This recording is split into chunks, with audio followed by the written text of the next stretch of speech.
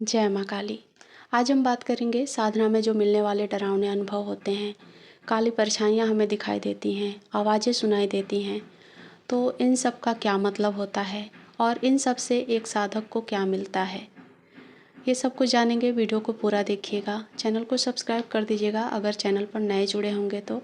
और वीडियो अगर आपको लगती है कि आपके काम के लायक है, आपको कुछ सीखने को मिला है, तो कमेंट में आप जय माता दी ज़रूर लिखिएगा, अपनी राय लिखिएगा, अपने क्वेश्चंस लिख सकते हैं। आपके मन में, आपके साधना में जो भी अनुभव है, तो मुझे भी एक टॉपिक मिल जाता है कि वीडियो इस पर बताना चाहिए।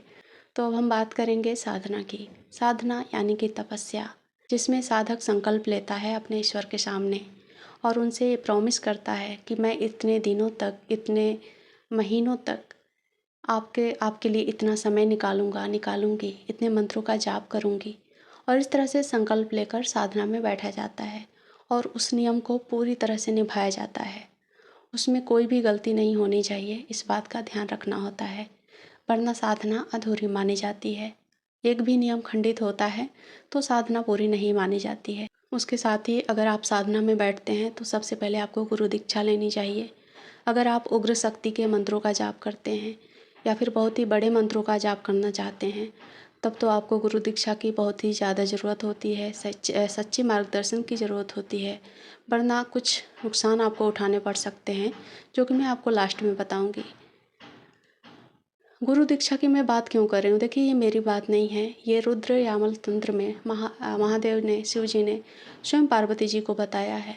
और एक बात, साधना में आपको एक लक्ष्य बनाना होता है, बिना लक्ष्य के साधना नहीं की जाती है।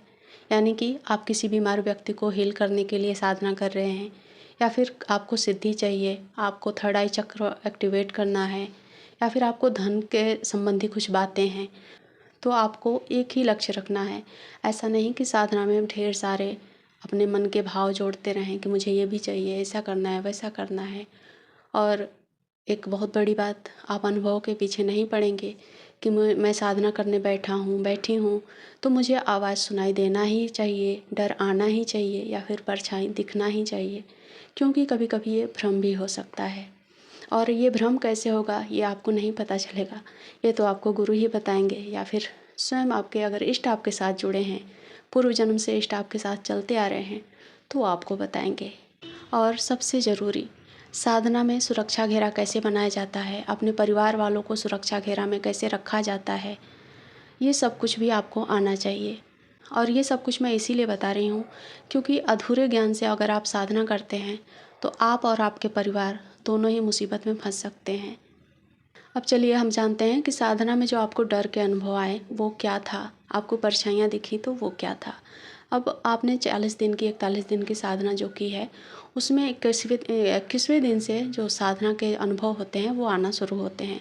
जैसे कि आपके साथ आसपास योग योगिनियाँ आएंगे, या फिर देवदूत आएंगे, या फिर बेताल, या फिर पिशाच, या फिर प्रेत आ सकते हैं। ये सब कुछ होता है, यानी कि सीधे तौर पर देवता आपके पास नहीं आएंगे। सबसे पहले ये सारी चीज़ों को भेजा जाएगा आपकी परीक्षा लेने के लिए। ये वो देवता के द्वारा ही भेजा जाता है, ऐसा नहीं कि वो खुद से आते हैं। और कुछ सिद्ध आत्माएँ भी आती हैं जो कि सिद्धि पाकर उनका मोक्ष नहीं हुआ है, यहीं पर हैं। जैसे कि गुरु, सिद्ध गुरु जो होते हैं वो इसी धरती पर होते हैं अपने शिष्यों के मार्गदर्शन के लिए, तो वो लोग भी आते हैं। तो वो लोग आपके आसपास आएंगे, आपको परछाइयाँ सा महसूस होगा, या फिर आपको लगेगा कि आपके आसपास कोई तो है, आपको भारीपन महसूस होगा, या फिर कुछ चीखने चिल्लाने की आवाज़ें आएंगी, या फिर कोई ऐसा शब्द सुनाई देगा जो आपको समझ में नहीं आएगा। यानी कि जो चीज़ आपके पास आई है वो उसी तरह से आपको लक्षण दिखाएगी। जैसे कि बैताल आए, या फिर पिशाच आए, प्रेत आए, तो वो चिल्लाएंगे। आपके पास यक्ष आए, गंधर्व किन्नर आए, या फिर योग योगिनी आए, तो आपके कान में कुछ ऐसा फुसफुसाहट आवाज़ आ सकती है, या फिर परछाई दिख सकती है, या फिर आपके आसपास होने का आभास हो सकता है। और जब नेगेटिव शक्ति आती हैं तो वो आपके आसपास, मतलब जो साधना क्षेत्र है उसके अगल बगल में घूमती हुई नज़र आती हैं, वो परछाइयाँ भागती हुई नज़र आती हैं। तो इस तरह से पहचान होती है। अब मान लीजिए आपकी साधना में आपको कोई ना कोई एक अनुभव हो गया, ये आपको पता चल गया कि आपके आसपास कोई शक्ति आई थी। वो कौन सी शक्ति थी ये तो आपको नहीं पता चला, पर एहसास ज़रूर हुआ। पर आपने उस साधना के पर आपको क्या मिला? क्या आप उस शक्ति से बात कर पाए? क्या उस शक्ति को आप अपने पास स्थायी रूप से रख पाए? नहीं ना, सिर्फ आपको अनुभव मिला, क्योंकि आपका ज्ञान अधूरा था। इसलिए मैंने शुरू में ही कहा था, अधूरे ज्ञान से साधना नहीं करनी चाहिए। आपने इतनी तपस्या की उस शक्ति को पाने के लिए, और जब वो शक्ति आपके पास आई तो आप उससे बात ही नहीं कर पाए, क्योंकि आपको ज्ञान ही नहीं था। शक्ति से बात करने का एक गुप्त ज्ञान होता है, गुप्त विधि होती है, जो कि गुरु शिष्य परंपरा में दी जाती है। एक गुरु ही अपने शिष्य को बताता है कि जब शक्ति आपसे संपर्क करती है तो उससे कैसे बात किया जाता है, क्योंकि हमने साधना उसी लिए की थी। और कोई भी तप अनुष्ठान सिद्धि प्राप्त करने के लिए अगर आप करते हैं तो ये सारी बातें आपको पता होनी चाहिए, ये ज्ञान होना चाहिए, वरना सिर्फ आपको एक खोखला अनुभव मिलेगा। इसका नियम है कि गुरु दीक्षा के द्वारा ही बताया जाए। तो प्लीज़ आप लोग मुझसे रिक्वेस्ट ना करें कि मैं इसको बता दूं, क्योंकि बिना गुरु दीक्षा के तो मैं नहीं बता सकती। और उसके लिए अगर किसी भी आप पर्सन से जाओगे ना कि मुझे ये विधि बता दो, तो वो लाखों रुपए करोड़ों रुपए लेगा, तो भी शायद ही आपको सच्चा ज्ञान दे पाए।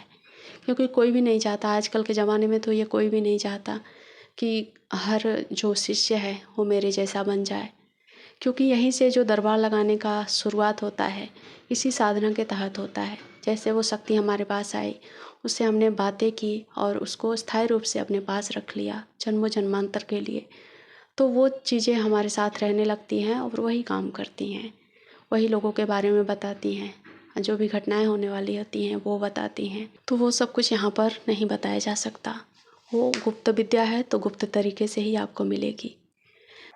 अब मैं बात करूंगी उन खोखले अनुभवों की।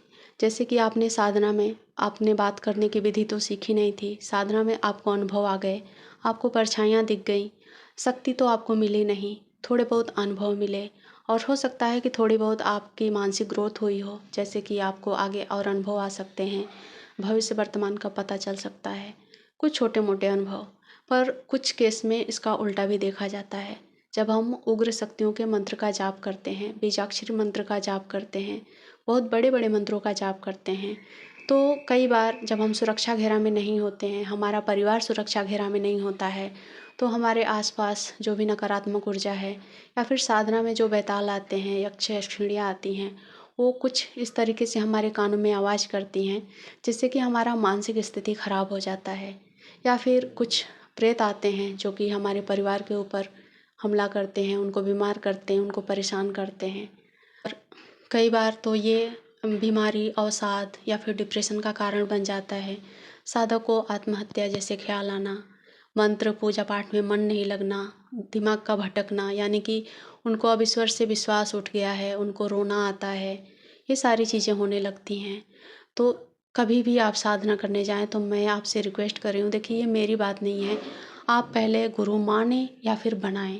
आप गुरु मान कर भी आप साधना करें, पर छोटे मंत्रों का नाम जाप का आप साधना करें, बड़े बड़े मंत्रों का जाप ना करें, बड़े बड़े बीजाक्षर मंत्रों का जाप ना करें।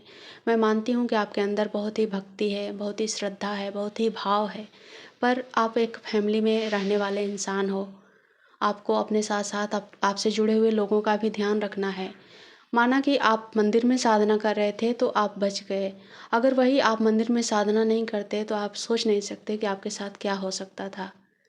तो इस बात का आप ज़रूर ध्यान रखेंगे आगे से, और ऐसी गलती वापस नहीं करेंगे।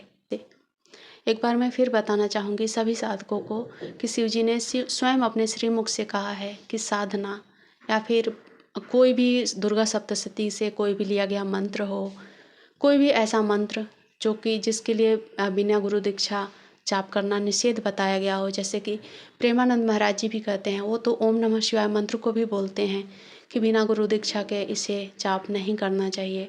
तो आप सब उल्टा क्यों करते हो? क्यों आपको किसी पर विश्वास नहीं होता? और जब आप साधना करने जाओगे ना ऐसा, तो आपको खुद पर भी अविश्वास आएगा, आप खुद पर भी विश्वास करना छोड़ दोगे। फिर उस स्थिति में आपका क्या होगा आप सोच नहीं सकते। अपने परिवार वालों के बारे में सोचिए, अपने बारे में सोचिए। तो उम्मीद है ये सारी बातें आपको ज़रूर समझ में आई होंगी। जितने भी साधक लोग हैं मेरी बात को समझने की कोशिश करिएगा। मैं ऐसा गुरु दीक्षा या फिर गुरु की मैं बातें नहीं कर रही हूँ, मैं शिव जी की बातें कर रही हूँ जो उन्होंने बताया है।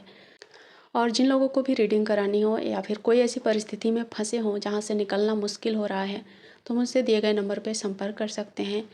माँ काली की कृपा से जो भी मुझे मार्गदर्शन मिलेगा मैं आपको ज़रूर दूँगी। चलिए मिलती हूँ अगले वीडियो में, तब तक अपना ख्याल रखें। जय माँ काली।